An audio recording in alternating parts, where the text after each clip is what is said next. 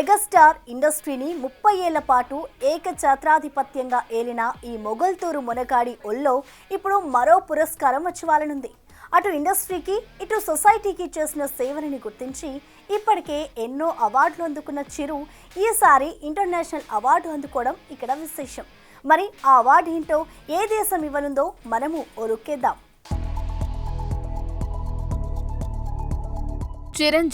చిరంజీవిగా పునాది రాళ్లతో మొదలైన ఈయన ప్రస్థానం నేడు చిరంజీవిగా విశ్వంభర వరకు చేరిందటే ఈ దారిలో ఆయన దాటిన అడ్డంకులెన్నో.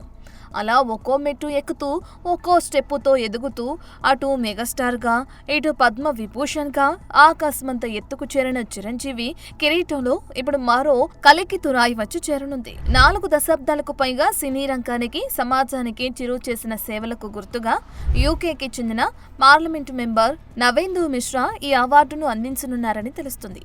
ఇలా ఒక వేదికపై అటు బ్రిటన్ పార్లమెంట్ ఇటు బ్రిడ్జ్ ఇండియా వంటి ఫేమస్ ఆర్గనైజేషన్స్ చిరంజీవిని సన్మానించడం అనేది తెలుగు వారికి గర్వకారణమనే చెప్పాలి.